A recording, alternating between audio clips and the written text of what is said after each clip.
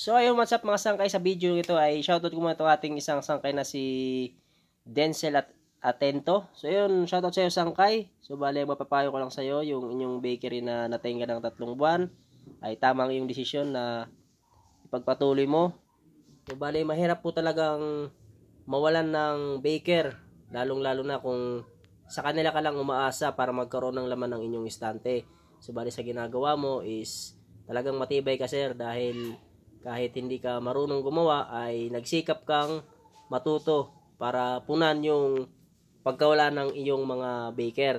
So bale, gaya ng sinasabi ko sa mga gustong mag bakery business or magtayo ng isang negosyo ng pagtitinapay, ay paulit-ulit ko pong sinasabi na kung sakaling kayo po ay magtatayo ng bakery, ay siguraduhin niyo po na meron kayong experience sa paggawa, dahil hindi po habang buhay or lagi kasama natin yung ating panadero. May time po kasi na talagang aalis sila na hindi natin sila pwedeng pigilan yung kanilang desisyon.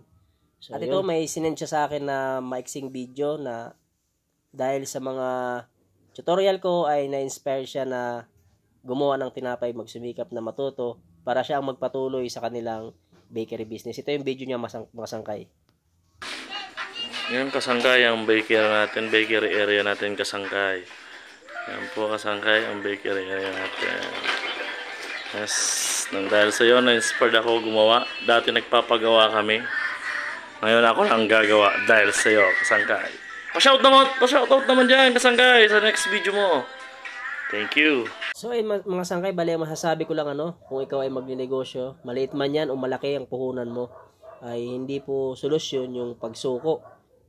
Darating po talaga yung time na magkakaroon tayo ng problema na kailangan mong pag-isipan yung solusyon. Hindi basta-basta na sabihin mo na sarado na tayo. Maraming solusyon, maraming paraan para maibalik muli natin yung sigla ng ating negosyo, ganoon. Hindi basta-basta na sabihin mo lang na magsarado na tayo. Sayang naman yung nasimulan mo, di ba? Kagaya ng sa kanya, nawalan siya ng panadero, matibay siya, yun. Bali gumawa siya ng paraan, nagsumikap siya matuto. Tapos siya na magpapatuloy. Siya na magiging panadero ng kanyang bakery. So yun, nakaka-proud siya mga sangkay. Napakatibay mo sangkay, Denzel. Proud ako sa iyo. So yun, bali sa mga nagtatanong nga pala ng aking mga recipe ng aking mga tinapay, ay pasyalan nyo po yung aking YouTube channel. Marchel TV din po pangalan ng aking YouTube channel. Marami na po naka-upload na recipe about baking. Sigurado po kung makakatulong sa inyo. Meron na rin po ako naka-upload ng mga recipe sa aking Facebook page. Yun nga lang, hindi pa ganun karami dahil bago lamang po yung aking page.